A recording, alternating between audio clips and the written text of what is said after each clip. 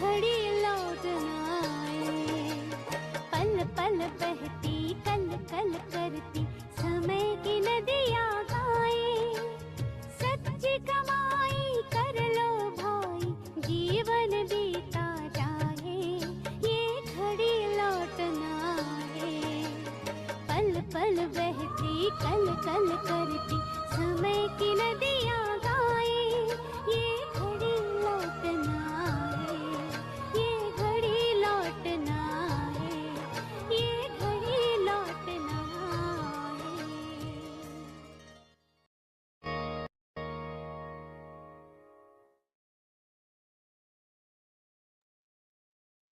Om Shanti. Welcome. कल हमने एक बहुत सुंदर मिस्ट्री को जाना कि हम क्या थे और कैसे सीढ़ी उतरते उतरते उतरते उतरते आज हम यहाँ हैं और आगे हम कहाँ जाने वाले हैं। ये कल हमने इस राज को जाना था कि हम कैसे सृष्टि के आदि में, सतयुग में, जब भगवान धरा पर आते हैं तो भगवान क्या करते हैं, भगवान हमें ब्लेसिंग्स देते हैं और एक बहुत ही सुंदर युग बनाते हैं जिसे हम सतयुग बोलते हैं, द गोल्डन एरा, जहाँ पे लक्ष्मी नारायण का राज्य था। सब खुशहाली खुशहाली थी, कोई प्रॉब्लम नहीं थी, 16 कला संपूर्ण थे। तो सतयुग में हमने जाना कि 8 बर्थ होते हैं, 8 जन्म होते हैं टोटल, और 16 कला संपूर्ण होते हैं। स्टेज क्या होती है सोल की? कंप्लीटली सतो प्रधान, एकदम टॉप पर। उसके बाद फिर सीढ़ी उतरते उतरते दोपहर का समय आया, यानी कि हम पहुंच गए त्रेता युग में। वहां पर भी खूब ऐशो आराम है, सुख है। जब भारत को सोने की चिड़िया बोलते थे तो वो सत्युग त्रेता की ही बात है, जहां पर हमने जाना कि राम सीता का जो है राज्य है। और वहां पर 14 कला, सिर्फ 2 कला नीचे आ जाते हैं, 14 कला हो जाती है। और जन्म कितने होते हैं? 12। उसके बाद अब फिर हम नीचे उतरते उतरते आ गए द्वापर युग में। ये युग वो था जहां से अव्यभिचारी भक्ति शुरू हो गई, जहाँ पे हम भूल गए कि हम ही वो देवी देवता थे और सब कुछ भूलकर और हमने भक्ति शुरू कर दी। जहां से शुरुआत हुई भक्ति की, यहाँ पर हमारी कलाएं 8 हो गई। 16 से उतरते उतरते 12, वो 16 से उतरते उतरते 14, और 14 से सीधा 8 पे पहुंचे। और यहाँ पे हमने 21 जन्म, यहाँ पर द्वापर युग के हमारे 21 जन्म हुए। और सबसे एंड, यानी कि जहां पर अभी हम हैं, कलयुग, जिसको, जहां पर सारे जो विकार हैं, पांचों विकारों का बोलबाला है, दुख ही दुख है, एकदम तमो प्रधान स्टेज है। यहाँ पर हम पहुंचे। यहाँ पर 42 बर्थ है। 42 बर्थ जो है आत्मा लेती है, और आत्मा की स्टेज क्या है? एकदम तमो प्रधान। और जो कलाएं हैं वो बिल्कुल जीरो, एकदम जीरो। ये हमने कल जाना था।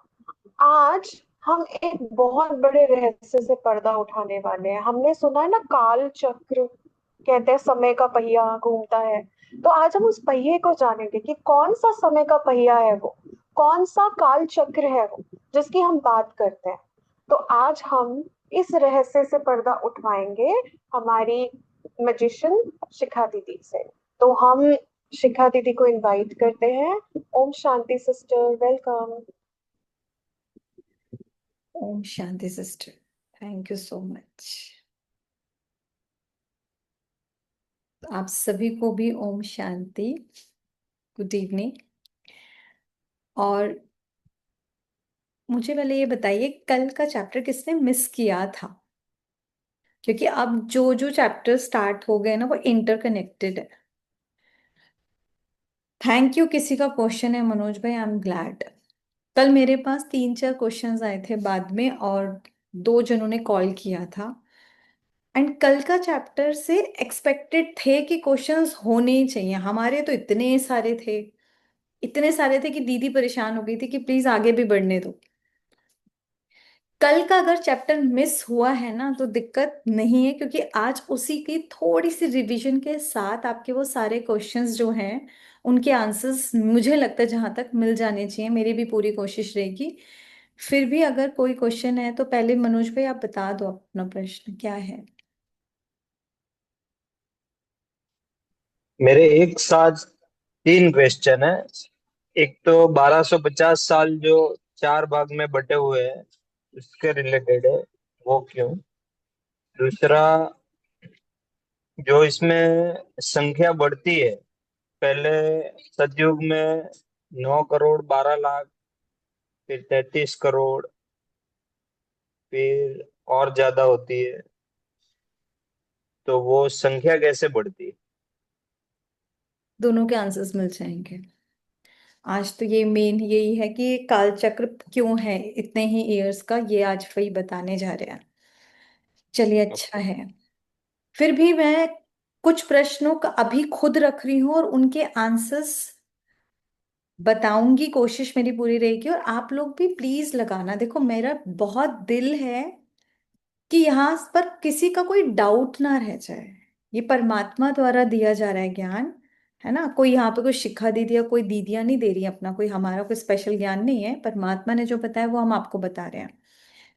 तो वो जो बता रहे हैं उसको वो लॉजिकल बताते हैं, ऐसे नहीं कि कुछ भी छोड़ दिया। भगवान को तो सब कुछ पता है ना हमारा, सब पता है कि पिछला क्या था, आगे क्या आने वाला है, अभी क्या चल रहा है, हमारी खुद की स्थिति कैसी है, सब कुछ वो जानते हैं। तो बस यही मेरी रिक्वेस्ट है कि इस चीजों को ना आप भी लॉजिकल समझेंगे। पुराना आपने जो भी पढ़ा था कुछ टाइम के लिए उसको ये कहो भूल जाओ या छोड़ दो, और अपनी सिर्फ लॉजिकल जो हमें बुद्धि मिली है उसको यूज करके इस ज्ञान को, इन पॉइंट्स को समझने की कोशिश करेंगे। देखो पहला जैसे मैं अपना प्रश्न रख रही हूँ आप लोगों की तरफ से, जो कईयों का कल आया था और ये मेरा भी था और होना चाहिए, होना चाहिए। कल श्री लक्ष्मी श्री नारायण के बारे में हमने बताया था कि वो आए, तो वो आते ही क्या बड़े हो गए थे, किसी ने नहीं पूछा। ऊपर से आत्मा आती है वो में तो बच्चा बनेगी ना, बच्चा बनेगी कि आते ही वो इतने बड़े बड़े हो गए थे। तो मैं उसका आंसर बता रही हूँ, अभी हैरानी भी होगी। इस दुनिया का जो पहली प्योर सोल आई थी वो थे श्री कृष्ण। इतने प्योर जिसे प्योरिटी की हद जिसे बोलो ना, इतने और इतने खूबसूरत, इतने खूबसूरत कि आज भी हर कोई क्या चाहता है, कृष्ण जैसा हस्बैंड मिले। कृष्ण से एक होती है ना, सिर्फ हिंदुओं को नहीं होती है, सबको होती है, कृष्ण जैसा बच्चा मिले। कृष्ण को किसी ना किसी रूप में, कुछ नहीं होते ना शोकेस में ही रख देते हैं, एक शो पीस के रूप में आपको हर घर में मिलेंगे, सिर्फ मंदिर में नहीं मिलेंगे, हर घर में अलग अलग रूप में मिलते ही मिलते हैं। क्या है, क्योंकि उस आत्मा में इतना आकर्षण था, इतना आकर्षण कि वो सबको अट्रैक्ट करती गई। किस पता भी नहीं चला किस चीज का अट्रैक्शन था, उसकी सिर्फ ब्यूटी का नहीं, वो प्योरिटी का, चुंबक की तरह कृष्ण खींचते थे, क्योंकि वो इतनी डिविनिटी से भरे हुए थे। और वो सोल फर्स्ट थी जो इस दुनिया में आई, उसके साथ फिर और भी बाकी आते गए।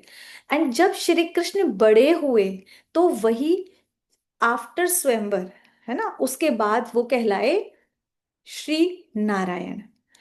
और राधे बचपन में राधे थी और बड़े होकर श्री लक्ष्मी कहलाए। अब आप में से कईयों का प्रश्न होना चाहिए, मेरा तो था कि हम तो सोचते थे लक्ष्मी नारायण ऊपर रहते और वहां से वो ब्लेसिंग्स देते हैं। मैं तो यही सोचती थी कि ऊपर कोई वर्ल्ड होता है, वहां पे सारे देवी देवता रहते होंगे। लेकिन श्री लक्ष्मी श्री नारायण ऊपर नहीं नीचे आए, और बचपन उनका ये रहा, ये परमात्मा ने बताया, बड़े होकर वो श्री लक्ष्मी नारायण बने। और सिंपल है, आज किसी के भी हम स्टेचूज भी बनवाते हैं ना, चाहे गांधी जी का हो, चाहे नेहरू जी का हो, चाहे मोदी जी का, कोई किसी का भी स्टेचू ऐसे नहीं बनवाया जाता, वो तब बनवाया जाता है जब उन आत्माओं ने कुछ आकर स्पेशल किया हो। हम लोगों का तो नहीं बनवाया जाएगा। क्यों बनवाया जाएगा, हमने कुछ स्पेशल किया? आप समझ आ रहे हो, ऐसा कार्य जो इतना विशेष हो जो बाकी दुनिया के लोग नहीं कर पाए। तो लक्ष्मी नारायण ने सत्य में इतना खूबसूरत अपना राज्य किया था कि उनको याद रखने के लिए उनके बड़े बड़े बिरला मंदिर और हर जगह बहुत, लक्ष्मी नारायण को बहुत ऊंची दृष्टि से देखा जाता है। आप नोटिस करना, अगर वो ऊपर ही सारा काम कर रहे होते तो उनके नीचे मूर्तियां नहीं बनाई जाती। उन्होंने इस धरा पर आकर कभी ना कभी कुछ स्पेशल कार्य किया है, और इसी वजह से आज उनको हम याद करते हैं। फिर आप में से कईयों का प्रश्न होना चाहिए कि श्री कृष्ण को तो हम लोगों ने सुना है कि द्वापर में आए थे। ध्यान से सुनना, अब हम बहुत गहरी बात बता रही हूं। श्री कृष्ण द्वापर में आए थे और उन्होंने गीता का ज्ञान दिया था। एक तरफ हम मानते हैं कि श्री कृष्ण 16 कला संपूर्ण है, और दूसरी तरफ हम मानते हैं कि राम जी 14 कला संपूर्ण है। मानते हैं ना, ये तो शास्त्रों में ही लिखा हुआ है। अब जब बता रहे हैं कि डिग्रीज धीरे धीरे कम होती है ना, कलाएं कम होंगी, तो खुद अब लॉजिकल बुद्धि से सोचो, अगर श्री कृष्ण द्वापर में आए, यानी कि जब वो राम जी आ चुके थे त्रेता युग में, उसके बाद द्वापर में आए, यानी 14 कला वाला पहला है, 16 कला वाला बाद में आएगा। सोचो लॉजिकल बुद्धि से, कैसे पॉसिबल है? It- हो ही नहीं सकता पॉसिबल। और उसके बाद उनको बोलते श्री कृष्ण ने, वो मतलब उनको भगवान की श्रेणी में बोला गया, देवी देवता नहीं बोला गया, जबकि वो दिव्य देव आत्मा थे, पर उनको परमात्मा मान भी लिया कि वो भगवान थे। वो भगवान थे, उन्होंने गीता का ज्ञान दिया। अब छोटू सा बच्चा, उसने गीता का ज्ञान दिया, क्योंकि बड़े होकर तो नारायण हो गए। उसके बाद गीता जैसा शास्त्र, आई होप आप लोगों ने पढ़ा हो, नहीं पढ़ा तो प्लीज एक बार रीड करो। गीता इतना खूबसूरत लिखा हुआ है, गीता में अगर कोई पढ़ ले तो वो योगी वैसी बन जाए। इतनी खूबसूरती से उसने काम क्रोध लोभ मोह अहंकार विकारों को हटाने की बात की गई है, कैसे योग लगाते हैं वो बात की गई है। तो इतना खूबसूरत जब शास्त्र रचा गया, तो द्वापर में शास्त्र रच के कलयुग की स्थापना करके भगवान चले गए। भगवान आएगा तो वो ऐसे, ऊपर से ये भी बोला जाता है कि इतना सुंदर शास्त्र सिर्फ अर्जुन को सुनाया गया, बाकी सबको स्टॉप करा दिया गया। सब चुप, सिर्फ अर्जुन ने सुना, और वहां पे गणेश जी लिख रहे थे, उन्होंने सुना, बस हो गया। सोचने वाली बात है, अर्जुन अर्थात ज्ञान अर्जित करने वाली सोल, ज्ञान अर्जित करने वाली सोल। तो उस टाइम परमात्मा अगर वो भगवान है तो ऐसा क्यों करेगा? सबको सुनाएगा। आज भी तो हम सबको पढ़ने का है ना ये चांस, कि सब पढ़े, तो पढ़ भी नहीं रहे जिनको चांस है।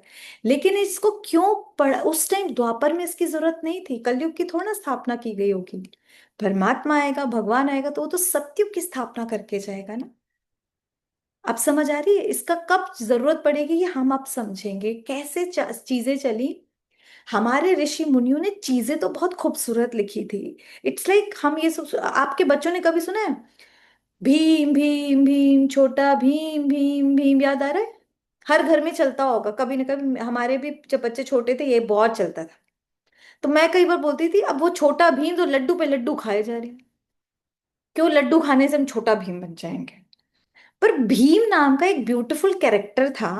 उस कैरेक्टर को एक इस तरह से स्टोरी के रूप में दिखाया गया बच्चों को, ताकि उनके अंदर शक्ति बढ़ाने का और लोगों को हेल्प करने की भावना है। एक बहुत खूबसूरत ये कार्टून बनाया गया। इसी तरीके से जो शास्त्र रचे गए ना, हम लोगों को भी वो खूबसूरती दिखाने के लिए कि कैरेक्टर्स क्या होते हैं हमें समझना चाहिए।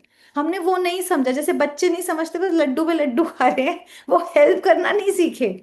समझ आ रही है? ऐसी कुछ गलतियां हमसे भी हुई हैं। भावना उनकी बहुत प्योर थी। थोड़ा सा क्या था, क्योंकि द्वापर में लिखे गए हैं, सत्युग त्रेता में तो वो नहीं थे ना ऋषि मुनि, तो उन्होंने अपने ध्यान की स्थिति में देखा, लेकिन युग नहीं समझ पाए। तो कलयुग, ध्यान से अब समझना, कलयुग, सतयुग और संगम युग, तीनों को मिक्स हो गया। तो आप में से किसी ने प्रश्न नहीं किया, सिर्फ एक मेरे पास फोन कॉल आया था, और सच में मेरे को एक्सपेक्टेड था, आना चाहिए था, कि हम बोल रहे हैं कि सतयुग में सुख ही सुख था, दुख का भासना नहीं थी। तो कृष्ण के साथ तो कंस को दिखाया जाता है, राम के साथ रावण को दिखाया जाता है, वो कहाँ है? और वो तो बहुत बड़े दुख देने वाले थे या नहीं? लेकिन परमात्मा ने आकर बताया, सत्युग अर्थात सुखदायी दुनिया, जहां दुख का नाम निशान नहीं, टक्कर भी नहीं होती, कोई रोना धोना नहीं होता वहां पर। काला कौवा भी अवेलेबल नहीं है कि उसको देख के मन खराब होगा। कुछ नहीं होता, सिर्फ और अच्छी अच्छी स्वर्णिम दुनिया। तो ये रावण, कंस कहाँ मिलते हैं? इन्हें सतयुग में जरूरत नहीं है, ये मिलते हैं कलयुग में। मिलते हैं नहीं मिलते इस समय दुनिया में? घर घर में है या नहीं है रावण घुसा हुआ? रावण घुसा हुआ है, काम क्रोध लोभ मोह अहंकार के रूप में हर एक के मन में घुसा है। वो जो कैरेक्टर है ना दुर्योधन, महाभारत हुई हुई है। दुर्योधन यानी कि धन का गलत यूज करने वाला, है ना, उपयोग करने वाला। किस घर में नहीं है आज? बहुत मिल जाएंगे आपको।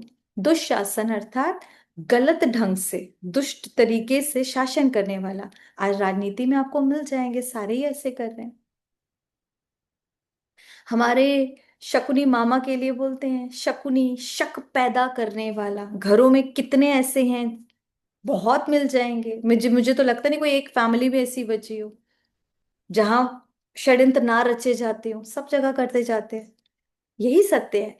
तो ये जो कैरेक्टर्स थे ये आज के समाज को देखते हुए बनाए गए थे। हर एक का नाम इस तरीके से रखा गया था। एक्चुअल में ऐसे कोई पर्टिकुलर कैरेक्टर नहीं रहे। ये आज समाज में मिल रहे हैं या नहीं मिल रहे? आप देख लो, जो एक द्रौपदी के साथ हुआ था आज कहाँ नहीं हो रहा है। तो ये अपनी बुद्धि खोलो, और परमात्मा ने जो ज्ञान समझाया है उन स्टोरीज से थोड़ा बाहर आओ। क्योंकि देखो हमने जो स्टोरीज सुनी है पढ़ी है, सिर्फ पढ़ते रहे। हमने भी इतनी बार, मुझे तो कुछ ऐसा याद नहीं कि मैंने जब भक्ति करी कोई शास्त्र, कोई वेद, कोई पुराण बचा हो जो मैंने ना पढ़ा हो। दो दो गुरु करे थे, 10th क्लास में बिना गीता पाठ के कभी सोए नहीं, मुझे नहीं याद है। गजब भक्ति, राम भक्त फुल की सन्यास लेना है। लेकिन उसके बावजूद भी जीवन में परिवर्तन नहीं था, सिर्फ रटा हुआ ज्ञान था। प्यार बहुत था पर रटा हुआ ज्ञान था, जीवन में परिवर्तन नहीं था। भगवान की ढूंढ चल रही थी।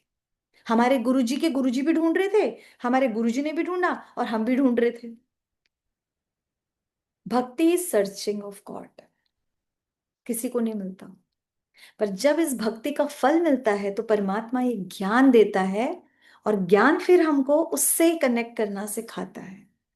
तो यहाँ पर जब जीवन में परिवर्तन हो, असली ज्ञान तो वही है ना जो यहाँ पर टिके, अंदर जीवन में आपके चेंज लेकर आए, और आपको हर दिन दिखेगा। आप में से कई लोग ने आए थे आज अमृत वेला, मुझे बहुत अच्छा लगा। ऑफ कोर्स फर्स्ट डे है, शायद नहीं इतना समझ आया होगा, लेकिन उसको हम करते रहेंगे और आज के लेसन से बहुत कुछ आपको सीखने को मिलेगा। प्लीज कोई क्वेश्चन अपने साथ मत लेकर जाना, जो आए अपने प्लीज चैट बॉक्स पे लिख लेना, चाहे मुझे पर्सनली आप भेज देना। हर आंसर को हम पूरी कोशिश करेंगे, वरना अपने बड़ों से पूछ के बताएंगे, पर जरूर बताएंगे। तो चलते हैं आगे।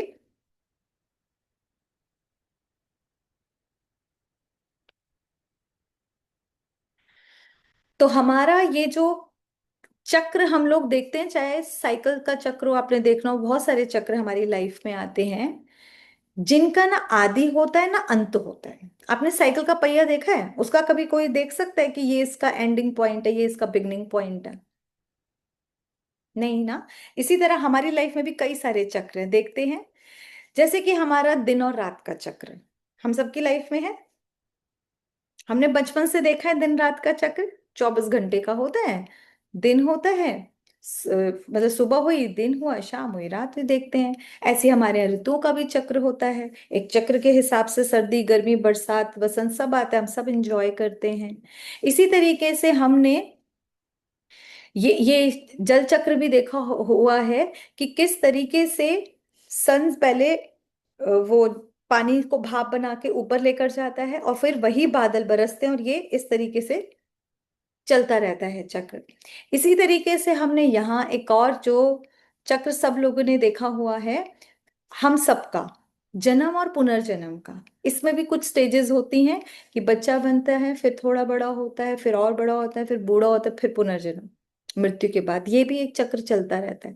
ये सबकी लाइफ में हम लोगों ने बचपन से देखते आ रहे हैं, और हमने कभी कोई क्वेश्चन भी नहीं किया। यहां पर आज आपको एक नया चक्र बता रहे हैं जिसको बोलते हैं काल चक्र। इस सृष्टि का जो कल हम अभी जो प्रश्न था ना 1250 ही क्यों, तो उसका क्यों का आंसर ये है। इसमें आपको एक सतिया दिख रहा है, और हम सबके यहाँ आपने देखा होगा हिंदुओं के तो कोई भी बहुत शुभ कार्य होता है ना, तो उसमें सतिया जरूर बनाया जाता है। हमने तो बचपन से देखा है, कोई भी पूजा पाठ हो पंडित जी जरूर बनाते हैं। चाहे घर का मुहूर्त हो, छोटी सी पूजा हो, तो उस लोटे में उस प्लेट में हर जगह सतिया बनाया जाता है। और जब हम बड़ों से पूछते थे तो वो यही बोलते थे कि इसका कोई भी कार्य में इसको शुभ माना जाता है। ठीक है। अब इसमें एक और चीज है, कभी आपने बनाया हो तो हमारी मम्मी से बड़ी डांट लगती थी कि टेढ़ा नहीं बनाना, बिल्कुल इक्वल होने चाहिए। और कभी उल्टा बना देते थे तो हटा के नया बनवाया जाता था। ये काल चक्र का ही एक्चुअली है कि ये दिख रहा है, इसमें जो चारों भाग हैं बिल्कुल इक्वल हैं, बिल्कुल इक्वल हैं। यही हमारे काल चक्र का रीजन है, जो भी 1250 1250 1250 है। और इस सत्य को बोला भी जाता है इसके लिए कि इसका जो है ना, अगर संधि विच्छेद करते हैं तो शुभ अर्थात होता है सु प्लस अस्ति। सु मतलब शुभ, अस्ति मतलब जो है, यानी जो हो रहा है वो अच्छा। अब आप में से कईयों को लगेगा ये कैसे पॉसिबल है, हमारे साथ तो अच्छा नहीं हो रहा। लेकिन गीता में भी वर्णित है ना, क्या सार है कि जो हुआ अच्छा, जो हो रहा है बहुत अच्छा, और जो होगा बहुत बहुत अच्छा। क्योंकि हम जान चुके हैं कि ये प्रीवियस बर्थ का हमारा खाता होता है, अच्छा बुरा उसके हिसाब से हमको मिलता है। तो कुछ चीजें हमें नहीं पता थी लेकिन अब पता लगती हैं, तो फिर भाई एक्यूरेट है ना जो हमारे साथ हो रहा है। जो हमारे साथ हो रहा है वो क्या हो रहा है, जो हमने पुराना कुछ गलत किया या अच्छा किया उसके अनुसार हो रहा है। और इसी तरह इसका दूसरा अर्थ होता है स्व प्लस स्थिति। इंपॉर्टेंट, स्व प्लस स्थिति, यानी कि हमारे जो चारों युग हैं उसमें मुझ आत्मा की जो स्थिति रही है, तो चारों युगों में मुझ आत्मा का जो रोल रहा है उसके हिसाब से मेरी जो जो स्थिति रही है उस पर, जिसको आगे अच्छे से कालचक्र को समझते हैं। आप स्लाइड आगे करिए। कल हमने जाना था ना, उसी हिसाब से जैसे सुबह दिन शाम रात जो मैंने आप लोगों को बता ही दिया। हमने इसमें कभी कोई प्रश्न करा है ये 24 घंटे की क्यों है? प्रश्न हो सकता है ना, कोई बच्चे बोले 24 घंटे का क्यों है मम्मी, 23 घंटा का क्यों नहीं है? हो तो सकता है, लेकिन हमने कभी प्रश्न नहीं करा। ये चार स्टेजेस ऐसी रहेंगी। इसमें ये भी तो माना जा सकता है कि जैसे कि हम बोलते हैं कि 1 मिनट में 60 सेकेंड है, या 1 घंटे में 60 मिनट है। तो 60 की जगह 50 मिनट होते तो क्या फर्क पड़ता? नंबर ऑफ आवर्स बढ़ सकते थे लेकिन ड्यूरेशन पीरियड तो सेम ही रहता। बट हमने नहीं पढ़ा, कभी प्रश्न ही नहीं किया, आपने सोचो कभी आया ही नहीं बुद्धि में ये। लेकिन हो तो सकता था ना, हो तो सकता था। इसी तरीके से हमारा जो हिंदू कैलेंडर है ना, उसके अंदर ये 354 डेज दिखाए जाते हैं। आप लोगों को अगर पता हो, जितने भी त्योहार वगैरह होते हैं हम हिंदू कैलेंडर के अकॉर्डिंग ही मानते हैं। लेकिन जो नॉर्मल इंग्लिश कैलेंडर यूज करते हैं, जो डे टू डे लाइफ के हिसाब से जैसे आज भी कर रहे हैं, उसमें तो 365 डेज दिखाए गए हैं। उसमें हमने कोई क्वेश्चन किया अपना? जबकि पता है कि हमारा हिंदू कैलेंडर के हिसाब से वो चीजें एकदम सही एक्यूरेट बनाई गई है। हमारा तो जो मैथ्स था बहुत अच्छा था। हमारे यहाँ का मैथ्स, हम ही लोगों ने डेसिमल दिया है दुनिया को। पता होगा आप लोगों को, पता होना चाहिए, हम ही लोगों ने वो शून्य दिए जिससे वो आगे कितनी आज चीजें आगे कर सके हैं। तो ये सारी की सारी चीजें हमने कभी राइट और रॉन्ग नहीं मानी, हमने माना और समझा। आज ऐसा कोई भी परिवार नहीं है जहां पर त्योहार, अभी चाहे दिवाली आए कोई भी त्योहार आए, अभी ये गणेश चतुर्थी होकर गया है, इन सब का कहाँ से करते हैं हम? हिंदू कैलेंडर से ही करते हैं ना। सबके यहाँ दिखेगा ना, चाहे हम यूज इंग्लिश कैलेंडर यूज करते हैं लेकिन सबके कहीं ड्रॉर में कहीं ना कहीं ये हिंदू कैलेंडर होता है। पंडित जी से पूछते हैं, क्योंकि समाज के हिसाब से चलेंगे तो सही है। हम अपना सोचे कि हम समाज के हिसाब से ना चले तो यहां हम गलती कर देंगे। ठीक है, तो उसमें कोई प्रॉब्लम नहीं है। सेम अब हम चलते हैं कि ये काल चक्र के लिए, ये बचपन युवा जो भी मैंने बता ही दिया, इसमें भी कोई प्रश्न है ही नहीं भाई, हमने क्योंकि देखते आए हैं तो यही सत्य है। अब ये तो किसी ने सोचा ही नहीं ना। कई ये जरूर बोलते काश हमारा मतलब हम बूढ़े हो ही ना, डायरेक्ट हमारी मौत हो जाए।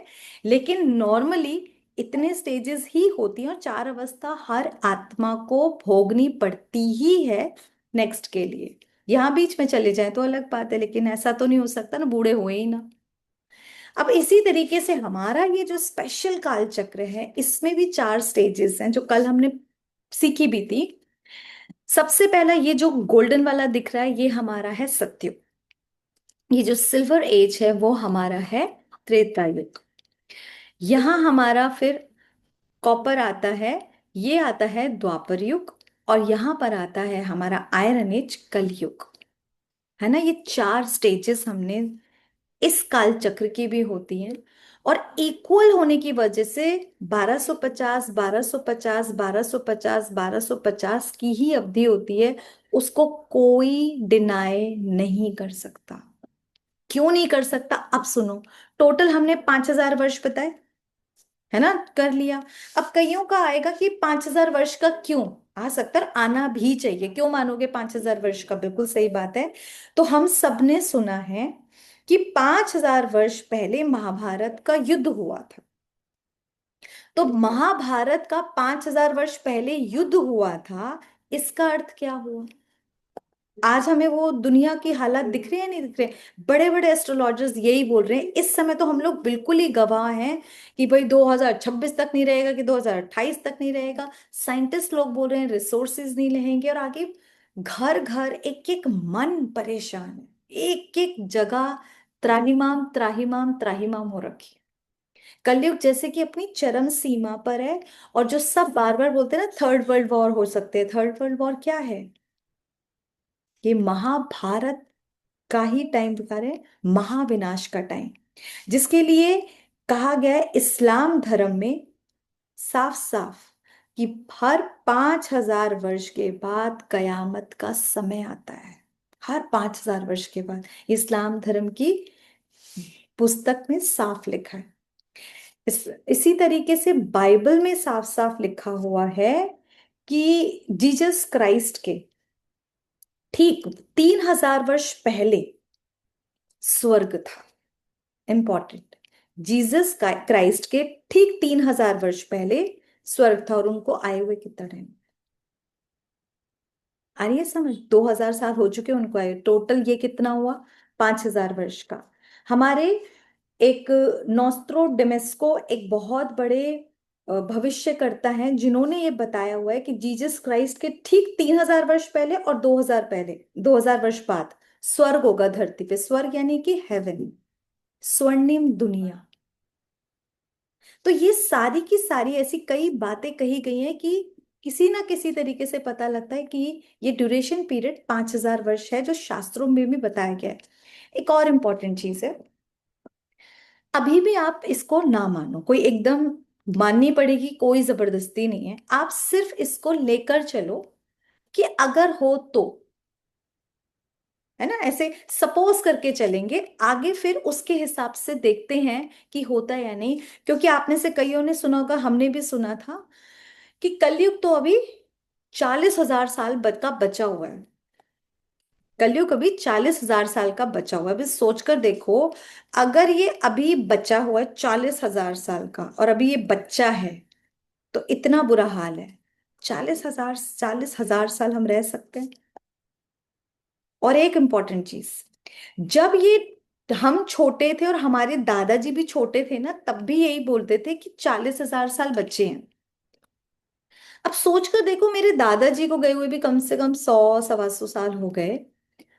तो मतलब उनके 100 साल नहीं तो मतलब जो भी है 60 70 साल कुछ तो हुआ है, 100 साल उनके दादाजी, उन सब ने मतलब अगर हम अपने पूर्वजों का भी देखें तो उनका भी यही होता है कि ये मतलब उनके बचपन में से ही वो सुनते आ रहे 40,000 साल पड़ा है। मैं भी अपने बचपन से सुनती आ रही हूँ 40,000 साल पड़ा है। तो ये माइनस कौन करेगा? 40,000 साल, आज मेरे को 40 साल के हो गए, तो कुछ तो माइनस होना चाहिए उसमें से, माइनस कोई करता ही नहीं है। दादाजी ने सुना 100 साल पहले, उसमें से कुछ तो कम हो फिगर, वो भी वही। परदादा ने सुना, वो भी वही। तो ये, हम ऐसा तो नहीं लग रहा है इसको कोई माइनस करना ही भूल गया, हम सेम वही चीज को बस सुने ही जा रहे हैं, सुने ही जा रहे हैं। अब मेरे बच्चे भी सुनेंगे, वो भी सोचेंगे 40,000 साल पड़ा है। मैं भी अपने बचपन से वही सुन रही थी। सोचने वाली बात है ना, इसको माइनस भी तो करना पड़ेगा। तो कोई माइनस करता ही नहीं है, क्योंकि वो जो लिखा है वही की वही रटते चले जाते हैं। और 40,000 साल अगर बचा है, तो इसको कौन देखने वाले बचेगा? हालात तो बहुत बुरे चल रहे हैं, बहुत ज्यादा। एक्चुअली परमात्मा ने बात बताई कि अब ये बच्चा नहीं है, ये बहुत कम समय का बच्चा है, बहुत कम समय का। अब टाइम सच में एकदम पीक पर चल रहा है। कलयुग, बिल्कुल। कलयुग की जो निशानियां हम सुना करते थे ना, वो हालात अब शुरू हो चुके हैं। अभी हम अपने एक एक पीरियड को देखते जाएंगे, आगे बढ़ते हैं।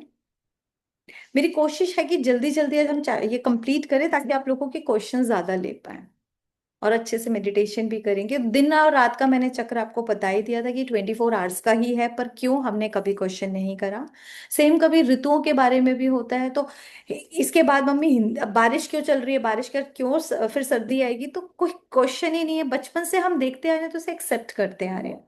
अब ये ड्यूरेशन पीरियड जो 5,000 ईयर्स की है, इसको देखने वाला कोई है कि 5,000 साल का हिंदू, कोई वो हिंदू मुस्लिम, कोई भी इंसान है 5,000 साल जो जीवित रहता है?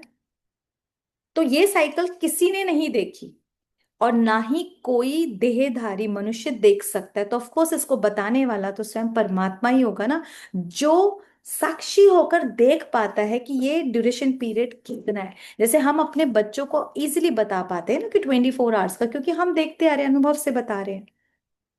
सेम परमात्मा भी ये बात हमको बताता है कि ये 5,000 साल का है, क्योंकि एक वो ही है जैसे देख सकता है। कोई देहधारी तो भाई नहीं बता सकता। आगे चलते हैं।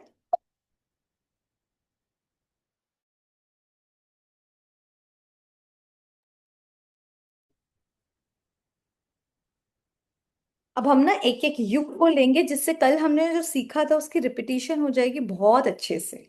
ठीक है? तो सबसे पहले हम सतयुग पे चलते हैं। है ना, ये प्रकाश देखो, लाइट आ गई। अब सतयुग में क्या क्या था, वो सारी चीजें हम एक बार फटाफट रिपीट करते जाएंगे। आप नेक्स्ट स्लाइड करिए, नेक्स्ट स्लाइड में है, जल्दी से करते हैं।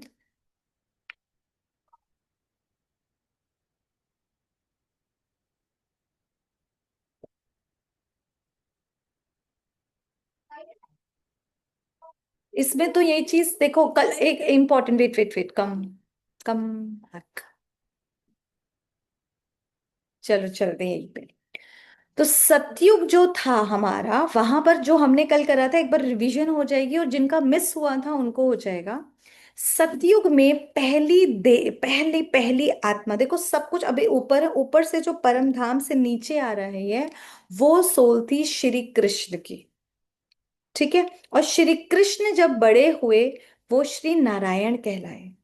ठीक है, आगे वाली स्लाइड कर दीजिए, कोई बात नहीं, क्योंकि ये सारी चीजें मैं ऑलरेडी बहुत बता चुकी, फिर और ये संगम युग आगे हम बता देंगे, क्योंकि मुझे जहां तक है कि आप लोगों को ना कल जो अटेंड किया तो क्लियर होगा।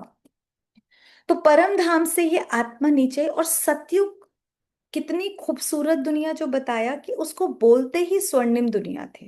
है ना, स्वर्णिम दुनिया, जहाँ चारों तरफ से सोने ही सोने की चीजें, सोने जैसा कंचन शरीर है, सोने जैसी प्योर आत्मा है, सोने के महल है। सोन एक्चुअली सब कुछ सोना सोना, जो सोने की चिड़िया बोलते हैं ना, जो पुष्पक विमान भी है ना, वहां का हर एक का अपना हेलीकॉप्टर होगा जिसको पुष्पक विमान बोलते हैं, वो भी अपना पर्सनल सोने का। आप सोचो, इतनी खूबसूरत दुनिया, वहां पर कोई बीमारी नहीं, कोई पेट खराब नहीं, कोई सिर दर्द नहीं, कोई टेंशन नहीं, कोई वहां पर ऐसा नहीं होगा कि बैठ के अपना ऑफिस के लिए जा रहे हैं, लैपटॉप बैग लिए, ऐसा कुछ नहीं होने वाला।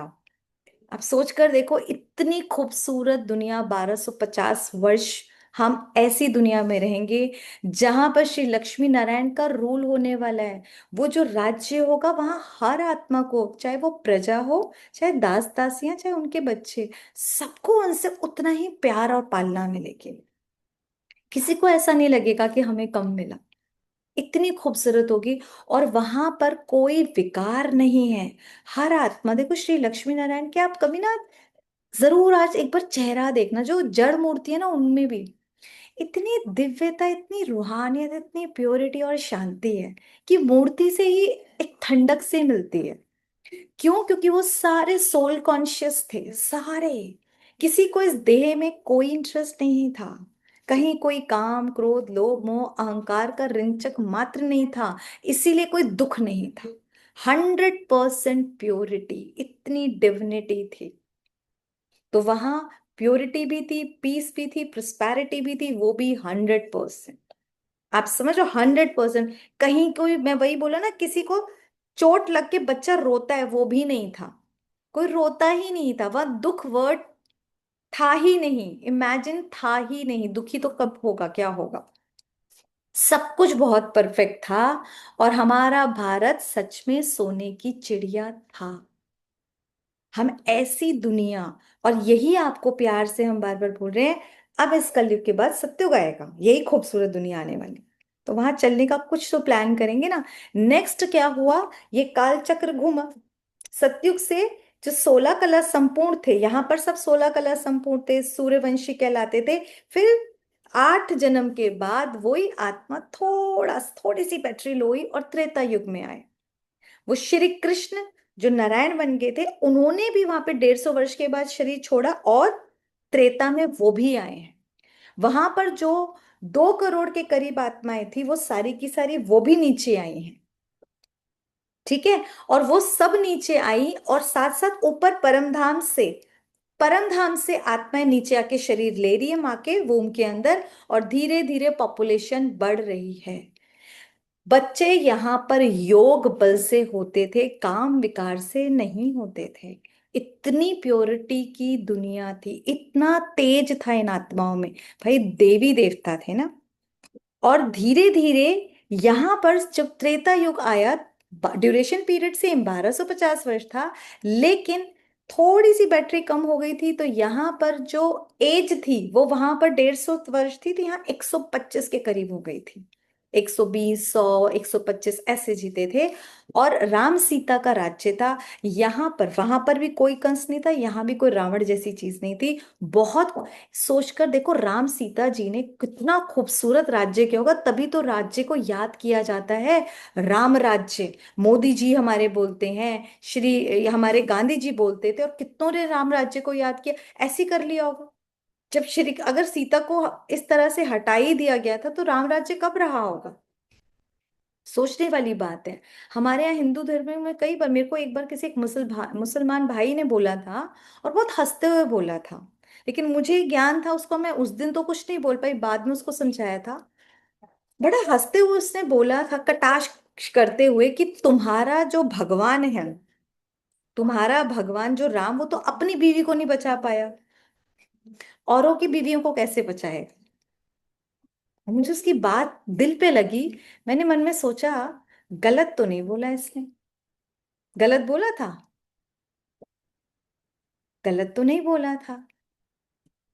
तो कौन सी वो बीवी थी, कौन सी वो सीता चोरी हुई थी, किसने कैसे करी थी, वो हम बाद में धीरे धीरे समझेंगे। लेकिन ये सत्य है कि श्री राम और सीता जैसे इतनी दिव्य देवी देवताओं का बार बार नमन है। ऐसा वहां पर कोई रावण नहीं था कि 10 मुंह वाला आ गया और जिसने ऐसे कुछ करा, ऐसा कुछ भी नहीं था। ये खूबसूरत स्टोरीज हैं जो हमको बताई गई, ये बताने के लिए कि आदर्श पत्नी कैसे होती है, आदर्श पति कैसा होता है। आदर्श पत्नी जो पति के लिए इतने सुख को छोड़कर उसके साथ जंगल में चली जाए, इसको बोलते हैं। आजकल पत्नियां तो केस ठोक देती हैं, काहे की आदर्श पत्नियां एक तरफ रामायण पढ़ रही है, एक तरफ केस ठोक रही हैं। सत्य है या नहीं। जरा सा हस्बैंड बोल दे तो कितने कितने केसेस आजकल हम देखते हैं। तो यही परमात्मा ने आकर बताया कि राम सीता का राज्य था। वहां पर भी जो सोल्स थी वो सारी की सारी सोल कॉन्शियस थी। वहां भी किसी का कुछ गलत, कभी उन लोगों में कोई विकार नहीं था। वहां भी पूरी तरह शांति, पवित्रता और समृद्धि थी। और भारत हमारा सोने की चिड़िया वहां पर भी था, दिव्यता वहां पर भी थी। बस अब वो क्या कहलाए, क्षत्रिय वंश के कहलाए, पहले देवता वंश थे। सूर्यवंशी थे, यहाँ चंद्रवंशी कहलाए। और वहां 16 कला थे, यहाँ 14 कला। और सिर्फ ये नहीं, इनके साथ जितनी सोल्स थी सारे देवी देवता कहलाए और 14 कला। ठीक है। उसके बाद थोड़ी दिक्कत शुरू हुई। जो स्टोरी बताई थी बच्चे की, स्टोरी क्या थी, ऊपर से नीचे गया, मम्मी खेलने जा रहा हूँ, मस्ती करूंगा बच फ्रेंड्स के साथ, please let me go, mummy ने जाने दिया। और फिर क्या हुआ, सुबह और दिन तो कट गया, कोई भूख प्यास नहीं लगी। उसके बाद शाम होते होते चोटें लगी, भूख प्यास लगी। और यहाँ यही वो टाइम है, वो शाम द्वापर, जहां दो मतें शुरू हुई। सतयुग और त्रेता में एक मत थी, एक राज्य था, एक राजा था, सब कुछ एक भाषा थी, एक एक था, तो कोई लड़ाई नहीं। द्वापर में जब दो चीजें शुरू हुई, द्वैत मत, वहां पे थोड़े से कॉन्फ्लिक्ट शुरू हुए। तब वहां पर शुरुआत हुई दुख की। दुख कैसे आया, काम विकार, क्रोध, लोभ, मोह, अहंकार एंटर शुरू हुई। जैसे इनकी एंट्री शुरू हुई इन विकारों की, तो वहां पर द्वापर में शास्त्र लिखे गए और परमात्मा ने कुछ अपने मैसेंजर्स भेजे। क्यों भेजे, जिसको एक खूबसूरत एग्जाम्पल से समझेंगे। जैसे एक घर है तो 10 साल 15 साल उसका कुछ नहीं बिगड़ा, बहुत बढ़िया ढंग से चल रहा है ना। लेकिन धीरे धीरे थोड़ी सी पपड़ियां उखड़ने लगी, टैप खराब होने लगा, कभी कोई चीज खराब हुई, तो क्या करते हैं, उसको पूरा घर तोड़ देते हैं क्या, नहीं, मैकेनिक भेजे जाते हैं और वो लोग चीजें थोड़ी ठीक रिपेयर करते हैं, पेंट पेंट करके थोड़ा ठीक ठाक कर देते हैं। तो हमारी भी दुनिया का हाल ना कुछ ऐसी हो। सत्युग त्रेता में बढ़िया घर दिया हमारे पापा ने, परमात्मा ने बढ़िया सा घर दे दिया। उसके बाद द्वापर आते आते ना थोड़ा सा ऐसे टूट फूट शुरू हुई, विकार में गई, आत्मा को दुख दर्द शुरू हुआ। तब रिपेयर करने के लिए हमारे मैसेंजर्स भेजे गए, बुद्ध जी को भेजा गया, क्राइस्ट को भेजा गया, गुरु नानक साहिब आए, इस्लाम आए, है ना। और जगह जगह हिंदुओं के लिए क्या हुआ कि बड़े बड़े जो ऋषि मुनि भी आए थे और उस परमात्मा की तरफ इशारा करा। तो यहाँ पर सबने शिवलिंग को बनाया था, जो कल सोमनाथ के मंदिर के बारे में भी आपको बताया गया था। तो इस तरीके से स्थापना शुरू हुई। और हर एक मैसेंजर जो इस तरीके से आया था, वो क्या था, उस परमात्मा का मैसेज देने आया था। Very very important. परमात्मा ने अपने बच्चों को भेजा था जो जस्ट नेक्स्ट टू गॉड थे, जस्ट परम धाम से प्योर सोल आई है। और उन्हें मैसेज दिया, जो समाज में कमी देखी उस हिसाब से मैसेज दिया। जैसे कि इस्लाम धर्म में देखा कि सब लोग, कोई सिद्धांत ही नहीं है, ऐसे ही चले जा रहे हैं। तो इस्लाम धर्म में ना मोहम्मद जी ने बहुत खूबसूरत जिसे कहो सिद्धांत दिए थे, जो आज भी उनकी बुक्स में है। पर उस टाइम चले, लेकिन सिद्धांतों पर फिर कोई नहीं चला, इस्लाम बस उधर उनको मान लिया, उसी में आगे बढ़ गए, समझ, उन्हीं को भगवान मानने लगे। उन्होंने कभी नहीं बोला। इसी तरह क्राइस्ट ने देखा था कि सारे के सारे, जैसे प्यार नहीं होता कि कमी है चारों तरफ, बड़ा दुख अशांति हुई पड़ी है, तो उन्होंने लव का मैसेज दिया था सबको। लेकिन सबने उन्हीं को ही परमात्मा मान लिया, भगवान मान लिया। उन्होंने तो कभी नहीं कहा, उन्होंने कहा तो मैं तो सन ऑफ गॉड हूँ, कभी नहीं बोला। इसी तरीके से हमारे जो बुद्ध जी आए थे, तो बुद्ध जी ने वहां पर उस टाइम समाज में देखा कि दया ही नहीं है लोगों में, एकदम अत्याचारी हो चुके हैं। तो क्या करा था, दया का मैसेज भेजा था, शांति का मैसेज भेजा। इस तरीके से इन आत्माओं ने बहुत खूबसूरत उस समाज में, जो एक होता है ना घर को रिपेयर करने की कोशिश, उस समाज में जो अर्थ वो व्यवस्था बिगड़ी हुई थी ना, उसको संभालने की अपने सिद्धांतों द्वारा बहुत खूबसूरत कोशिश करी और काफी सक्सेसफुल भी रहे थे। हाँ, ये विक्रमादित्य ही है जो आया था पहले, पहला पहला राज्य, जिन्होंने द्वापर में पहला मंदिर बनाया, और बहुत खूबसूरत राज्य रहे विक्रमादित्य के बारे में हमने सुना है, बहुत अच्छा राज्य किया। लेकिन ये चीज बोलिए, अरे भगवान ने इन खूबसूरत आत्माओं को इसलिए भेजा था कि सृष्टि पे रिपेयरिंग, अभी घर तोड़ने की जरूरत नहीं थी। यहां पर भी हमारा सेम टाइम पीरियड था, 1250 वर्ष। लेकिन आत्माएं, यानी कि इंपॉर्टेंट, सत्युग और त्रेता की आत्माएं जो देवी देवताएं थी, वो भी यहाँ पर है ना। लेकिन वो भूल चुकी हैं, क्योंकि वो सोल कॉन्शियसनेस भूल चुकी हैं, तो वो बॉडी कॉन्शियस में आ चुकी हैं, अपनी ही मूर्तियों को पूजा स्टार्ट कर चुकी, भूल गई ना कि हम ही देवी देवता थे। जैसे कि आप समझो कि आज हम, मेरा बच्चा हो, मान लो वो पिछले जन्म में मेरे ससुर जी रहे हों, और वो अभी भूल गए कि मैं ससुर हूं, तो बच्चा बन के ही काम कर रहे हैं। ज्यादातर सुना है ना कि वो पूर्वज ही अपने घरों में जन्म लेते हैं। तो उसकी हरकतें अपने पापा जैसी मिलती है, लेकिन वो भूल चुका है। सेम ऐसी आत्मा जन्म लेते मरण, जन्म मरण, जन्म मरण, जन्म मरण चक्कर लगाते लगाते जब द्वापर में आई, वो पूरी तरह भूल गई कि मैं ही देवी देवता थी, और अपनी ही मूर्तियों की पूजा स्टार्ट कर दी, पूज्य से पुजारी बन गई। प्लस परम धाम से अभी आत्माएं और नीचे आ रही हैं, सत्य त्रेता की आ चुकी है, और add on add on add on, जिससे जनसंख्या बढ़ती जा रही है, बढ़ती जा रही है, बढ़ती जा रही है। इस टाइम पर वो देव आत्माएं भूल गई थी, बॉडी कॉन्शियस में आ गई थी, तब उसको हम बोलते हैं कि देवी देवता वाम मार्ग में गए, यानी उल्टा मार्ग पकड़ लिया विकारों का, काम क्रोध लोभ मोह अहंकार। अब बच्चे विकारों से पैदा होने लगे, देह की तरफ दृष्टि जाने लगी, स्त्री पुरुष का भान आने लगा, अपने अंदर की मेरा है, इसका है, ग्रीडीनेस, हर चीज अंदर आती गई, आती गई, आती गई, आती गई, बढ़ता ही चला गया। और दुख शुरू हो गया, क्योंकि विकार आ चुके, दुख का कारण ही विकार है। और परमात्मा की उस टाइम अब बच्चे को मम्मी की बहुत तेज याद आ रही है, और परमात्मा की खोज शुरू हो गई। उसने सब कुछ किया, धीरे धीरे क्या हुआ, अपने पांचों तत्वों की पूजा करी, गुरुओं की बनाए, भूत पूजा शुरू हुई, सब जगह पूजा पाठ, हवन यज्ञ तप व्रत शुरू की, परमात्मा किस तरह मिल जाए। जैसे वो बच्चा शुरू स्टार्ट हो गया था ना कि मम्मी प्लीज काश नीचे आ जाए, वो खेल भी रहा है पर याद कर रहे हैं। और उसके बाद द्वापर से कब कलयुग में आ गए, हम प्रवेश किया ठीक 1250 वर्ष के बाद, कलयुग में एंटर करते ही अब ये विकार काफी चरम सीमा पर पहुंच गए, है ना। Next slide please. अब द्वापर के बाद जब कलयुग आया, वो भी सेम टाइम है, 1250 वर्ष का, लेकिन आत्मा भयंकर पतित हो चुकी, अभी बहुत ज्यादा विकार आत्माओं में आ चुके हैं। थोड़ा बहुत क्रोध नहीं, अब तो मर्डर होते हैं रेप होते हैं, सिर्फ गलत दृष्टिवृत्ति नहीं होती, अब तो सब कुछ गलत काम होने लगे।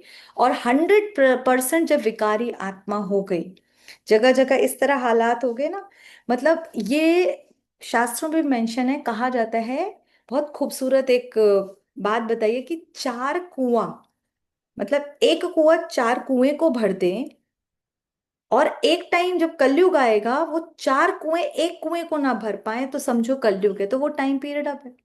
एक माता पिता चार बच्चों को पढ़ा लिखा के बड़ा करके क्या से क्या बना देते हैं, और वो चार बच्चे मिलकर एक माता पिता को नहीं पाल पाते, उसमें तेरे घर और मेरे घर, और कुछ नहीं तो चलो वृद्धाश्रम। ये हालात है कलयुग में ही। कितने बुरे हालात हमने देखे, जहां घर घर में बीमारियां, कोई ऐसा घर है जहां पर मेरे हिसाब से आज अगर 100 रुपया कमाते हैं तो 25 रुपया तो मिनिमम डॉक्टर्स के जाते ही जाता है, ऐसा कोई है घर? 25 से 50 रुपए तक है। ये हालात है। वो छोटे छोटे बच्चियां भी अपने घर में भी आज सेफ नहीं है, इतने बुरे हालात हैं। किडनैपिंग, लड़ाई झगड़ा, हर जगह चारों तरफ क्राइम क्राइम। अगर न्यूज सुन ले तो सर पकड़ लेते, इतना रॉन्ग और नेगेटिव भरा पड़ा है। तो मनुष्यों का हालात क्या हो गया, एक तरफ पूजा पाठ यज्ञ हवन, लेकिन moral values down down down down, अंदर षड्यंत्र पाप घृणा, क्या ना बोले, सब कुछ इस टाइम हमें दिखता है। और जो आज न्यूज सुनते हैं, क्योंकि हम तो आज उस चौराहे पर हैं कलयुग के, जहां ये सब कुछ हमारे सामने, हम रोज नए ऐसे केसेस सुनते हैं, देखने में आते हैं, हो रहे हैं ना दिन दहाड़े। साइबर क्राइम्स कितने बढ़ चुके, पहले कभी सुना था? मतलब अब तो हालात ऐसे हो चुके हैं कि दिखने लगा है कलयुग क्या हो गया। मतलब कई तो बोलते हैं भाई घोर कलयुग है, क्या हो रहा है। तो सच में घोर कलयुग आ चुका है। अगर अब भी आंख नहीं खोली तो फिर क्या होगा। लेकिन इसके जस्ट आगे बड़ी गुड न्यूज है, क्योंकि कलयुग और सतयुग के बीच में एक खूबसूरत टाइम पीरियड आ रहा है, आ चुका है एक्चुअली, जिसे हम बोलते हैं संगम युग, वो भी कल्याणकारी संगम युग, है ना। हमने कल भी सीखा था, समझा था, आई होप कि आज भी इसको अच्छे से समझ लें आप लोग, कि सतयुग बीता, त्रेता बीता, द्वापर बीता, कलयुग बीता, और इसके एग्जैक्टली जो बीच वाला टाइम चरण चल रहा है, वो हमारा संगम युग चल रहा है, जिसे हम अमृत वेला कहते हैं, जिसको ट्रांसफॉर्मेशन टाइम पीरियड बोलते हैं। ये वो टाइम, खूबसूरत टाइम चल रहा है। आगे स्लाइड करते जाइए, इसमें बहुत अच्छे से बनेगा, सबको समझ आएगा। तो इस टाइम पीरियड में जब परमात्मा आता है और हमको बताता है कि किस तरीके से आप मुझसे योग लगाकर अपनी सारी भोगनाएं खत्म कर सकते हो। ये टाइम पीरियड परमात्मा आके बताता है। 1 मिनट स्लाइड पीछे करिए, ये वाला। इसमें बहुत सुंदर एक चीज है, आप लोगों को बहुत अच्छे से समझ आएगा कि हमने जैसे डिवाइड करेंगे सतयुग और त्रेता युग, द्वापर और कलयुग। तो इन दोनों में देखो, ये जो टाइम पीरियड इसको हम ब्रह्मा का दिन भी बोलते हैं, तो सतयुग और त्रेता युग है वो ब्रह्मा का दिन, और द्वापर और कलयुग है वो है ब्रह्मा की रात। उनके लिए एक दिन और एक रात, हमारा पूरा कल्प खत्म हो जाएगा। ये 5,000 युग को पूरा एक कल्प बोलते हैं। ये टाइम पीरियड जो सत्युग और त्रेता है वो स्वर्ग कहलाया, और कलयुग और त्रेता में ये नर्क कहलाया। ये टाइम पीरियड है ना, नर्क में है इस टाइम हम लोग। और नॉलेज, क्योंकि यहाँ पर सोल कॉन्शियस हो थे तो हमको पूरी नॉलेज थी आत्मा को अपने बारे में। यहाँ पर क्या हुई, ज्ञान भूल गए, अपनी पहचान भूल गए, भक्ति भक्ति शुरू हो गई परमात्मा के लिए। यहाँ पर आत्माएं पूरी तरह सोल कॉन्शियस हैं, उन्हें बहुत अच्छे से पता है मैं आत्मा हूं और ये कॉस्ट्यूम पहना हुआ है। यहाँ पर पूरी तरह देह अभिमान है। आज इतना है कि सिर्फ शरीर को ही सजाते रहते, शरीर के लिए सुबह से रात तक जी रहे हैं, कमा रहे हैं, सब कुछ कर रहे हैं। आत्मा जो मैं खुद हूं उसकी तो पहचान ही नहीं है, पता ही नहीं था ना। और यहाँ पर दुख अशांति है क्योंकि बहुत ज्यादा विकार है, यहाँ सब निर्विकारी है इसलिए सुख शांति है। तो ये हमारा, ये बहुत इंपॉर्टेंट डिफरेंस है सत्युग त्रेता और द्वापर कलयुग के बीच का। ठीक है, चलिए आगे की स्लाइड पे चलते हैं। मेरी कोशिश थी जल्दी खत्म करें लेकिन फिर भी टाइम हो रहा है।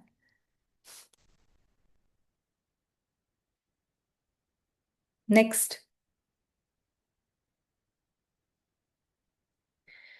यहां पर जो बताया उस कल्याणकारी हमारा जो ये संगम युग चल रहा है, यहां पर परमात्मा आए, और वो सबसे मेन कैरेक्टर है एक्चुअली। वो इस ड्रामा के निर्देशक भी और मेन कैरेक्टर है।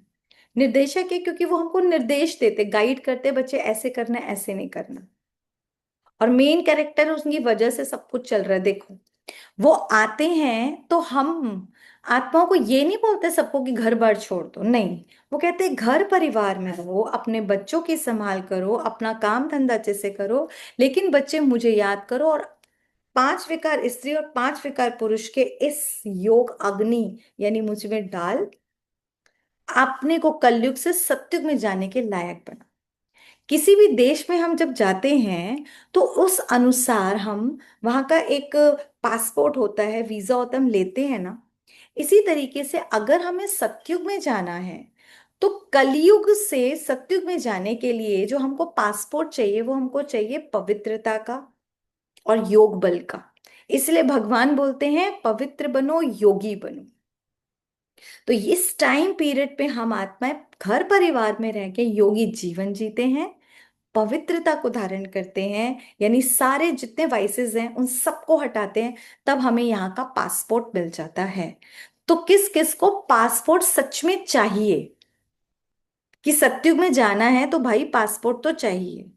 वहां भी हम लाइन लगा के कितनी मेहनत करते हैं ना, गए होंगे कभी ना कभी पासपोर्ट ऑफिस, आसान नहीं होता वहां भी जाना, है ना, कई घंटों का कई बार काम हो जाता है।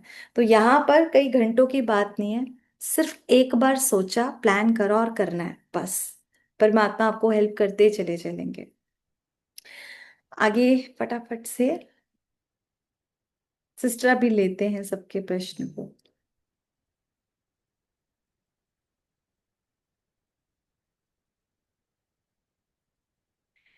एक चीज और जो परमात्मा ने बताया, जैसे कि हम सब ने लाइफ में कई मूवीज देखी है, मूवी देखी है, मान लो शोले। शोले तो ऐसी मूवी होगी जो सबने ही देखी होगी, है ना। तो शोले हमारे टाइम पीरियड, हमारे बड़ों ने भी देखी, इतनी छोटी। अब हमारे अगर बच्चे देखें तो क्या उसकी कुछ चेंजेस हो सकते हैं उस मूवी में? पॉसिबल है? नहीं है ना। सेम ये जो ड्रामा बना हुआ ना सृष्टि चक्र, ये भी एक बड़ी मूवी है, 5,000 साल की मूवी है। जैसे वो 2.5 घंटे की 3 घंटे की मूवी होती है, ये 5,000 साल की मूवी है। ये भी ड्रामा फिक्स्ड है, इसके अंदर कोई चेंज नहीं हो सकता। सोचो, कुछ चेंज नहीं हो सकता। अब कईयों को तो टेंशन हो जाएगी मेरे साथ इतना खराब हुआ, चेंज नहीं हो सकता, लेकिन कुछ न्यूज है ना, 5,000 साल बाद ही होगा। और अभी जो टाइम पीरियड आने वाला है उसको तो हम खूबसूरत बना ही सकते हैं, पता थोड़ा है। फिर ड्रामा जो ये है वो पूरी तरह से एक्यूरेट है, जो हो रहा है बिल्कुल परफेक्ट हो रहा है, सही हो रहा है, यथार्थ हो रहा है। अब सबको लगे कैसे। इसके लिए एक छोटी सी स्टोरी में फटाफट बता दें कि एक बार अकबर और बीरबल की बात है। तो बीरबल हर चीज में बोलता था सब बढ़िया हो रहा है, सब एकदम सही हो रहा है, एकदम सही हो रहा है, हर चीज में बोलता था। एक दिन अकबर का अंगूठा कट गया, कहता है बहुत सही हुआ। अकबर को बहुत गुस्सा आया, कहते हैं क्या सही हुआ, उसको बंदी बना दिया, चला जाओ तुम्हें, इसको तो बंदी बना दो। मेरा अंगूठा कट गया, इसका तो हर चीज के लिए हिसाब से सब कुछ सही हो रहा है, सब कुछ सही हो रहा है। और वो गुस्से में चला गया, दो अपने सिपाहियों को लेकर, वो शिकार करने जाते थे, चला गया। और वहां पर वो आदिवासियों ने उसको पकड़ लिया। अब उसके लोगों को तो मार दिया और राजा को पकड़ के ले गया अकबर को। अकबर ने जब देखा अब मैं तो फंस गया, क्या करूं, कुछ कर ही नहीं सकते इतने लोगों के बीच। और जैसी उसकी, उन्होंने सोचा आज तो बहुत अच्छा इंसान मिला है, इसकी बलि चढ़ाएंगे। अब बलि चढ़ाने लगे तो उसका अंगूठा कटा हुआ, कहते ये तो खंडित है, हटाओ इसे। राजा की तो सांस में सांस आ गई, कहता काय का खंडित है, अच्छा हुआ अंगूठा कटा मेरा, मैं तो बच गया। वहां गया, उसको बाहर निकाला। तो बीरबल कहता देखा, मैंने कहा था ना सब कुछ अच्छा होता है। अगर आपका अंगूठा नहीं कटा होता तो एक तो आपका गला कटता है ना, आज तो आप मर ही जाते। और आपका ये कटा नहीं होता, आप मुझे साथ में ले जाते, क्या पता मेरे को भी पकड़ लेते। इसलिए अच्छा हुआ मैं बंदी बनना एक दिन, और आपका अंगूठा कट गया। देखो तो हर बात में है ना सही। तो एक्चुअली अगर हम देखें ना, तालमेल बिठाएं, तो जो हो रहा है ड्रामा में वो एक्यूरेट हो रहा है। ठीक है। नेक्स्ट ड्रामा की बात होती है कि ड्रामा हमेशा कल्याणकारी है, जो परमात्मा बोलते हैं। जैसे अभी स्टोरी से भी पता लगा, हर बात में हम आत्माओं के लिए कल्याण है। हमें समझ ना आए वो अलग बात है, पर सत्य यही है कि ड्रामा कल्याणकारी ही है। ठीक है। चलिए,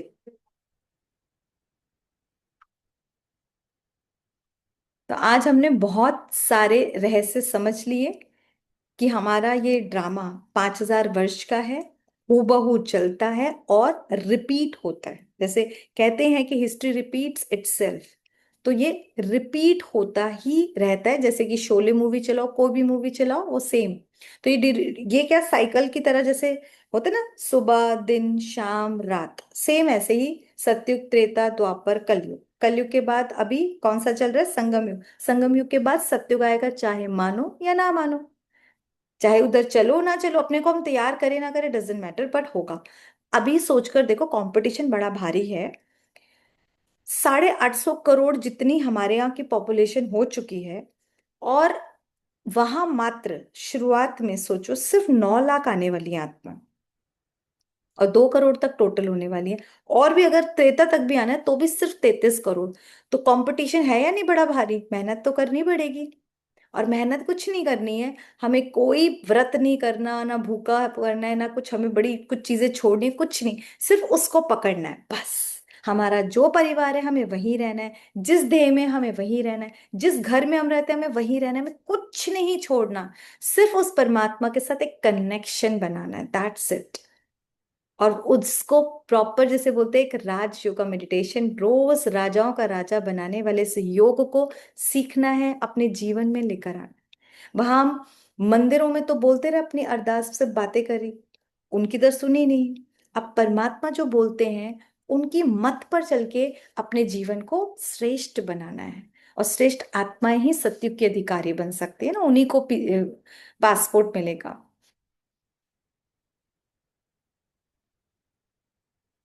तो आज का अगर मैं होमवर्क दूं ना, आप लोग अपने होमवर्क को खूबसूरत ढंग से सिर्फ यही रखना, क्या सारा दिन याद रखना, इस स्लाइड को लिया, ये बहुत खूबसूरत है, कि मैं आत्मा कौन सी वाली आत्मा हूं, कौन सी वाला। क्योंकि देखो अब बड़ा खूबसूरत है ये चित्र है, हम सब आत्माएं परम धाम में परमात्मा के साथ है ना, परमात्मा शिव के साथ है, यहाँ वो परमात्मा शिव, हम सब आत्माएं। फिर हम में से कुछ स्पेशल सोल्स, क्योंकि सारी एक साथ नहीं आएंगी, मनोज भाई आपका आंसर मिल रहा है, सारी एक साथ नहीं आएंगी, कुछ आत्माएं इस सृष्टि पर सत्युग और त्रेता में देवी देवताओं का रोल निभाएंगी, इंपॉर्टेंट देवी देवताओं का रोल निभाएंगी, और उसमें हम भी चांस ले सकते हैं। ठीक है, हम लक्ष्मी नारायण नहीं बन सकते, थोड़ा छोटा रोल मिल जाएगा, पर देवी देवताएं तो बनेंगे, उनके साथ तो राज्य कर सकते हैं ना। तो ये हम में से कुछ आत्माओं को ये मौका मिलेगा। फिर वही आत्माएं जब द्वापर आएगा तो वो विस्मृत हो चुके होंगे कि हम देवी देवता हैं, तो वो मंदिर में पूज्यनीय रूप में पूजी जाएंगी। इंपॉर्टेंट। सोचो, वही जिनकी हम पूजा कर रहे हैं, हम में से कुछ आत्माएं वही हैं पर हम भूल चुके हैं। ठीक है, तो वो पूजा करने वाली बनी, पूजा मतलब पूजनीय बनेंगी। नेक्स्ट, वही आत्माएं जब संगम आएगा तो परमात्मा के साथ ध्यान लगाकर, कितनी बड़ी बात है ना, आत्मा परमात्मा की याद से ध्यान लगाकर पवित्र बनेंगी, और पवित्र बन के सत्युग में जाने लायक बनेंगे, जिसको हम बोलते हैं कि एंजल रूप धारण कर वहां जाएंगे। कितनी खूबसूरत बात है, कितनी हम लकी बनेंगे। तो आ रही है, ये समझ आ रही है? तो बस आज का होमवर्क ये है कि मैं आत्मा कौन सी, बस श्रेष्ठ वो सत्युगी वाली आत्मा हूं। तो सत्युग में मेरे बोल, मेरे कर्म, मेरे देखना, मेरा सोचना कितना खूबसूरत रहा होगा, मुझे बस उस पर अटेंशन देना है। ठीक है। ओम शांति शांति शांति। अगर आप लोगों को बुरा ना लगे, 9 o'clock हो चुके हैं। रिमिया सिस्टर हमें ना बहुत स्पेशल मेडिटेशन कराना चाहते थे, वो हम कर लें। और जिनके जो प्रश्न है, कल हम संडे है, इन प्रश्नों को हम कल ले लें।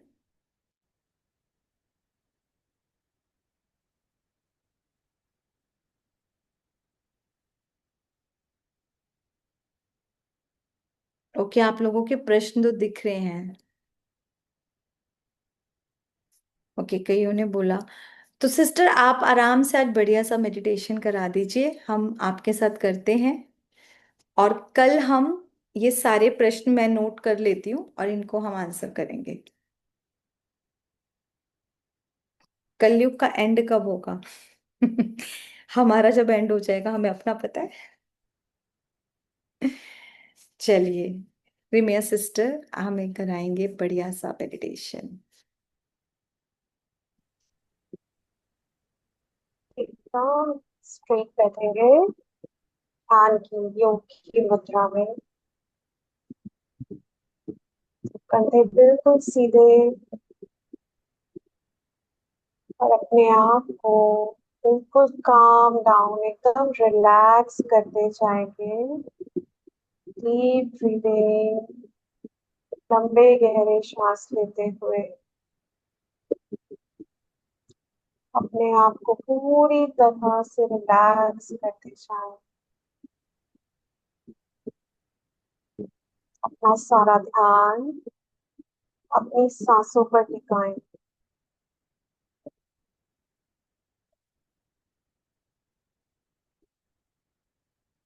देखिए, मेरा ब्रेन पूरी तरह से रिलैक्स होता जा रहा है।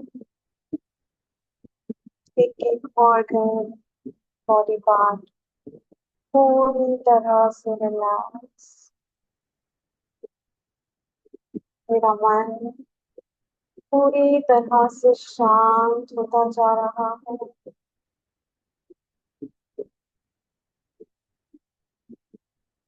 तो अपना फोकस अपनी प्रकृति, अपने मस्तक के मध्य में लेकर आए और देखें अपना स्वरूप,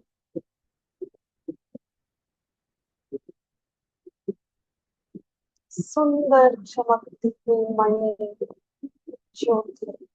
मैं आत्मा,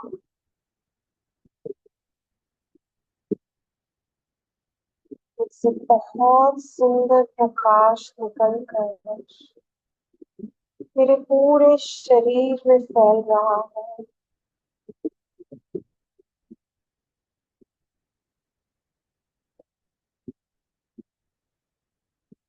मैं आत्मा इस शरीर को चलाने वाली, इस देह की मालिक हूँ।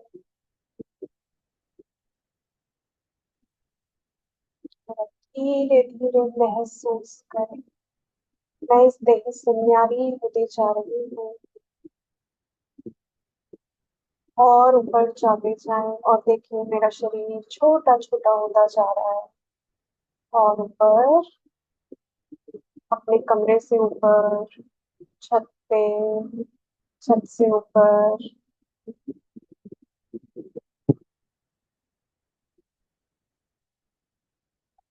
देखें,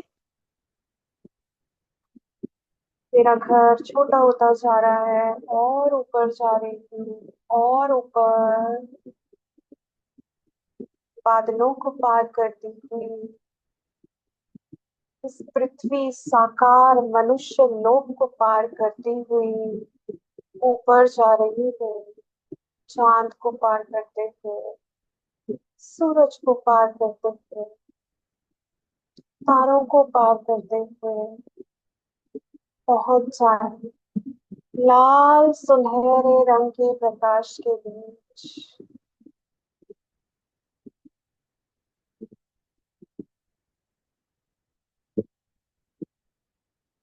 महसूस करें शांति ही शांति।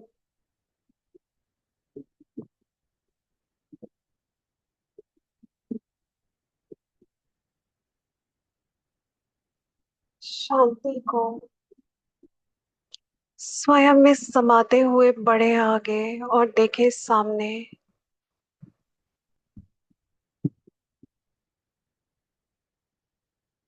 मेरे मीठे मीठे बाबा, परम पवित्र शिव बाबा,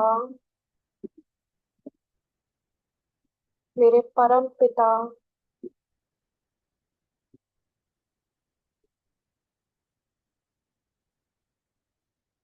मुझ पर अपनी दिव्य किरणों का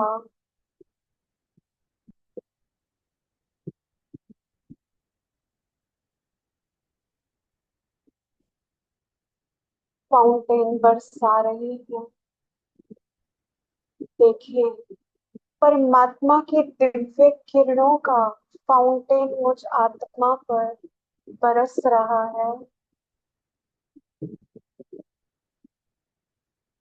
मैं आत्मा पूरी तरह से दिव्य बनती जा रही हूँ, शक्तिशाली बनती जा रही हूँ।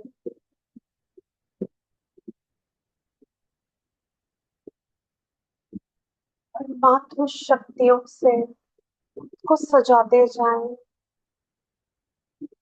और बोल करते जाएं,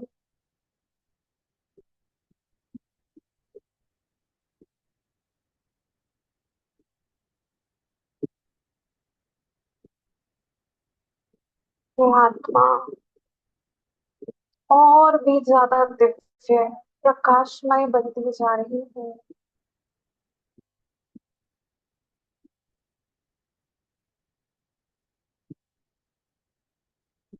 परमात्मा किरणों को स्वयं में समाकर आज मैं अपने पिता के साथ आ रही हूँ थोड़ा सा नीचे।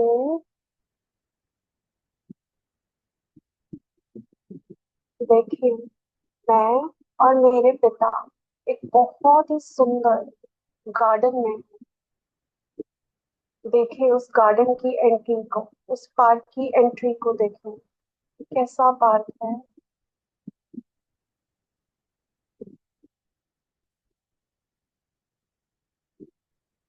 कैसे पेड़ पौधे हैं, जितना खूबसूरती से देख सकते हैं। देखिए, ये गार्डन है मेरे कर्मों का, जो भी मैंने अभी तक बीज बोए हैं, अच्छे या बुरे, वो सब मुझे यहाँ दिखेंगे। आज मैं अपने पिता के साथ अपने सारे कर्मों को ठीक करने आई हूँ। देखें, शुरू में बहुत सुंदर पौधे लगे हैं, जिन पे बहुत ही सुंदर फल है। एक एक फल की खुशबू को महसूस करें।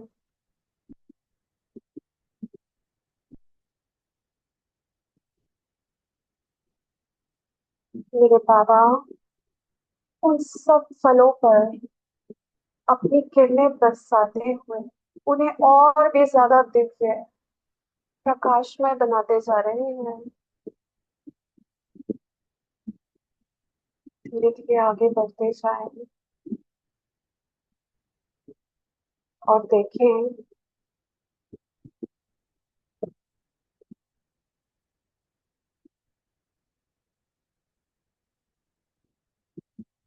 कुछ पेड़ जिनके ऊपर काले रंग के ऐसे फल लगे हैं जिनसे बहुत ज्यादा स्मेल आ रही है। ये वो फल है जो मैंने कभी उल्टे कर्मों से या अपने संकल्पों से बोए हैं।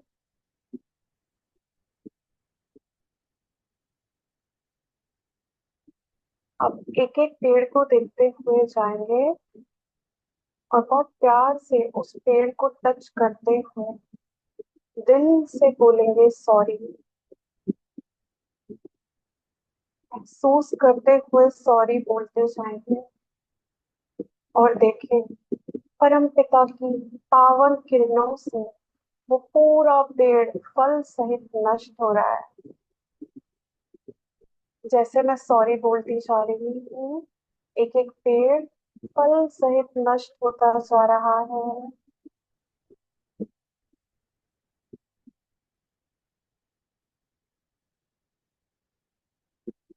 अपने बगीचे को जितना सुंदर बना सकते हैं बना लें।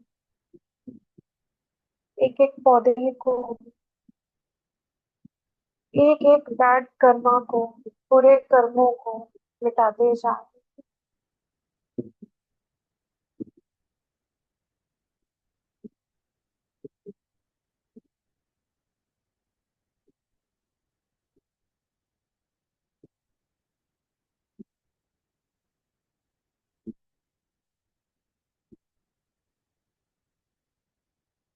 सारे बुरे कर्म, सारी परेशानियां, दुख, तकलीफ, बीमारियां सब समाप्त होती जा रही है। जैसे जैसे मेरा ये सुंदर बगीचा और भी सुंदर बनता जा रहा है, मेरी जिंदगी की सारी परेशानियां, रुकावटें, मुसीबतें सब समाप्त होती जा रही हैं।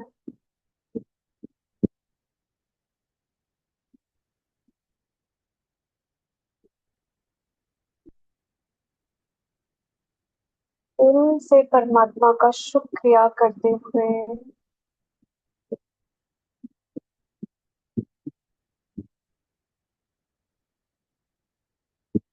प्यार से शुक्रिया करें। थैंक यू बाबा, मेरे कर्मों को सुधारने के लिए, मेरे इस बगीचे को इतना सुंदर बनाने के लिए आपका दिल से शुक्रिया।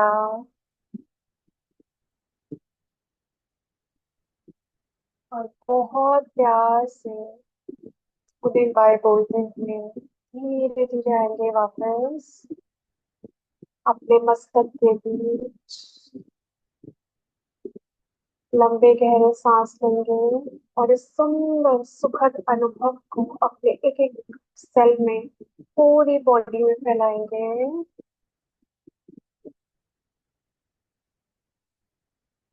और अपने दोनों हैंड्स को रब करते हुए कहेंगे मैं मास्टर सर्वशक्तिवान आत्मा हूँ, मैं श्रेष्ठ कर्म करने वाली महान आत्मा हूँ, मैं बहुत ही परम पवित्र आत्मा हूँ। अपने फेस पे लगाए, अपने ब्रेन को एनर्जी देंगे। शांति, शांति, शांति।